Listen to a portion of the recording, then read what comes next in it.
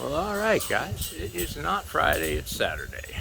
It's been a while since I've given you guys a video, so I want to see if I can spice up a nice one for you today. Things have just been a little crazy around here, and trying to get the time has been tough.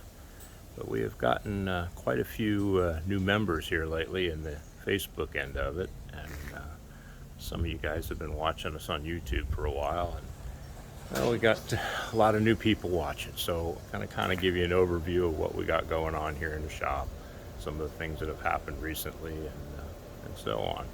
So we'll start out here with my personal project. This is a '73 step van. Now this step van, I originally purchased it.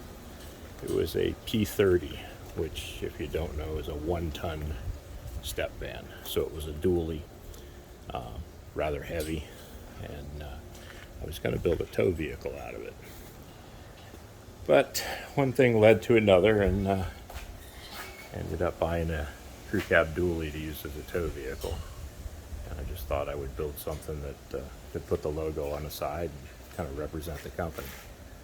But it's a 1973. I bought a front end off of an old school bus, off a '55 Chevy school bus, and I widened it, made it a little taller, and grafted it onto the '73. The front bumper is '56 Chevy and '56 Cadillac, kind of grafted together. Originally, I had chopped it 6 inches because I was going to make it a tow vehicle, and I wanted to be able to stand up in it. Well, since then, those things have changed, and I chopped it another 6 inches this past week. Kind of really like the way it looks now. But I tried to use all '56 Chevy emblems and so on it to try and graft everything in. This side emblem here lines up perfectly with the rib on the side of the truck, so it has a tendency to kind of blend well. The fenders are off a '56 Chevy truck. They've been narrowed, shortened, put the step in there. The side scoop here is to bring some air in for the transmission. The motor is mid-engine. Give you a little shot of that. So it is getting a 632 cubic inch big block here in the middle, with a 4L80 on the back. It is 4-linked, so I removed all the heavy springs and everything that was in the original suspension, and we did a coilover and 4-link setup. So now it's all kind of upgraded and considerably lighter. I have a Pro Stock style wing that I had made for the rear. Don't have it on right now, but it has been shortened 32 inches and chopped 12 inches. So it definitely has a different look. See if I can get far enough away from it here. So it's a little different, but I kind of like it. Anyway, that's the step van. I'll show some more progress as we go. This is a '69 Camaro that I started, oh dear God, many years ago, probably 2006. This was my partner's vehicle, and we were building it basically to take around to the shows, and a friend of mine had contacted me and said he had a customer that was looking for a '69 Camaro, and my partner opted to let this one go. This car, even though it just looks like your typical '69 Camaro, has a whole lot of tricks under its sleeve. It's very difficult to see really how low this thing is, but the front, let's see if I can get my hand right here, is level with my kneecap. Okay, so it's pretty low. Now if you look down the side, you see how the fenders are bulged, the quarters are bulged. The top of the fender looks a little wide, top of the quarter is considerably wider. I've widened this car probably between 8 and 10 inches. It has all C6 Corvette drivetrain in it, or I'm sorry, C5 Corvette drivetrain. That's a LS2. All the suspension from the Corvette is in it as well. I built a tube chassis throughout the entire car. So the transaxle is in the rear. It's a 6-speed standard. My partner's a rather tall gentleman, and we decided to kind of bring the dash back towards him and the seat frame in the back a little forward to make it appear to be a two-seater. And that's kind of the appearance that we've ended up with there. As you can see if I can get you a good enough shot where you can, you really can't tell, but it is pretty low. Here you can see the width of the back quarters. I actually spaced the tail lights out further to give it that stock appearance, but yet it's 8 or 10 inches wider than normal. So this car has been sold. It is going to go someplace else to be completed, but we are finished with it, our end of it, and just waiting for somebody to come and get it. And this will end up leaving us. And we have Big Bob's cab over. Now this truck started out as a fire truck, and basically we bought it just for the cab, and we built the entire drivetrain. So the whole suspension on this was fabricated here in the shop. So in the rear we've used an underslung suspension style. It's like a long arm basically, with an F450 rear end and a cantilevered suspension that runs to an airbag. It has a small dump bed, which you can see from the arm and the hydraulics. It will tilt all the way off the back of the truck. The engine is going to be mounted here mid-engine, so it's kind of behind the cab. Now on the inside we have built a full roll cage, center console. There's an overhead console that's all built right into the roll cage. I apologize for all the dirt on these cars, gentlemen, but you have to understand that this is a working shop. As much as I like to entertain you, we still work here, so there's a lot of stuff going on all the time. It's pretty difficult to keep everything clean. But it's a rather interesting build. We'll do a lot more on this as we go. Now this particular truck, as well as my step van, are both getting identical power plants, which happens to be right here.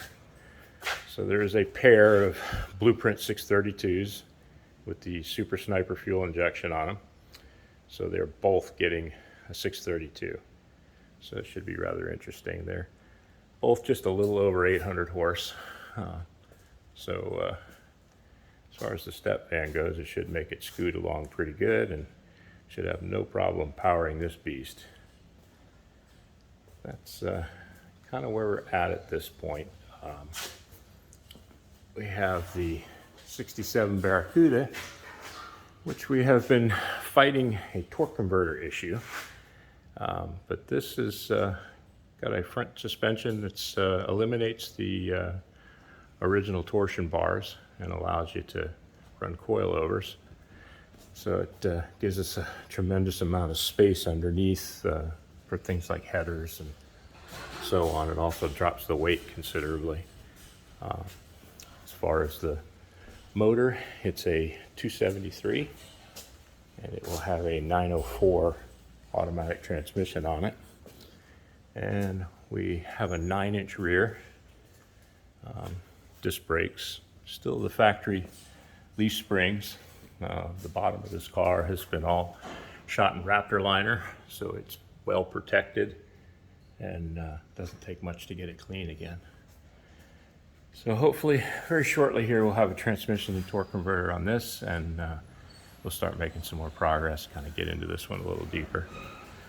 And back here we have a 66 Shelby Mustang. Now this particular car has been owned by a gentleman for quite a long time. He's decided to redo it. It was originally a blue car, but we're going to paint it black with gold stripes. So this one is in bodywork stage.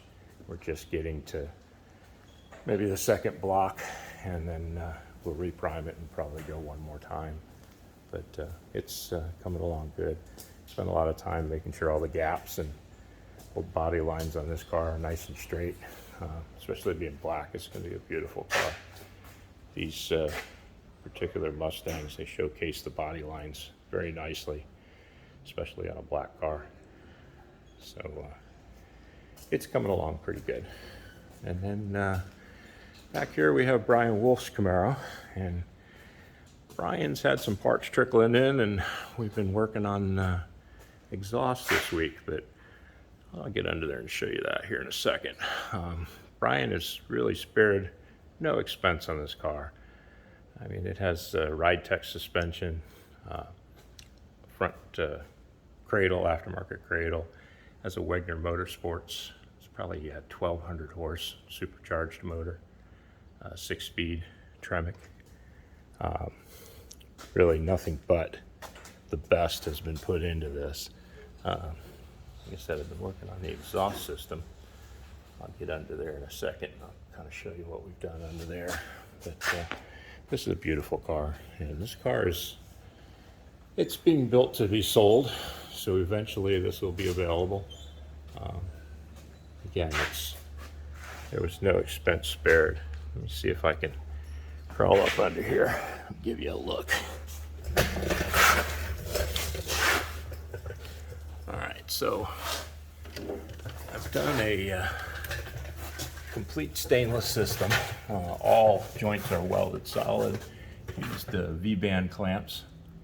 So from the headers back, we used a band clamp to connect the header and the collector, and then a V-band to attach the exhaust. And the reason I did that is the O2 sensors are basically right there in that little small section, but it allows you to loosen those two clamps and rotate it wherever you need it. And it has a nice X in it, and we've got MagnaFlow stainless mufflers, and then we get to the tricky part.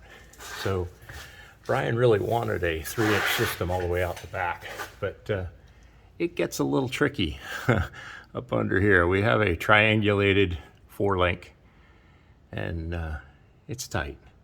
Come out of the back of the 3-inch muffler and dropped it down to 2.5, and it goes up over the rear end, tucks in between the spring, and then it has to come down here, and it has to clear the gas tank and the rear tire.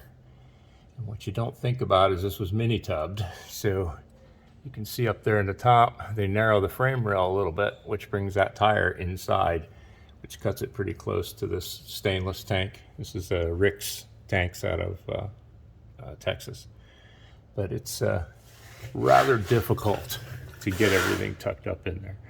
So that's kind of where I'm at right now, is finishing up the tailpipes. In fact, this side doesn't have it, and you can see how tight everything is. There's a really small hole to get through and get back down to the muffler. And again, these are band clamped to the exhaust, so everything will be removable. And hopefully that'll make efforts in the future to do any kind of work on it a little easier. But really nice car. You can see here it'll still have plenty of ground clearance. The exhaust is pretty much level with the bottom edge of the frame rail. And again, we will show this car in future videos to kind of keep you up to date with what's going on. So I hope this brings the new guys up to date, see what's going on here in the shop. And some of you guys that have been upset with me because I haven't shown a video in a while. Things have been a little crazy around here, but we're getting back to it. So hang in there with us. Hopefully you'll like and subscribe to this channel, and leave a comment if you have any questions or things you'd like to see a little more of.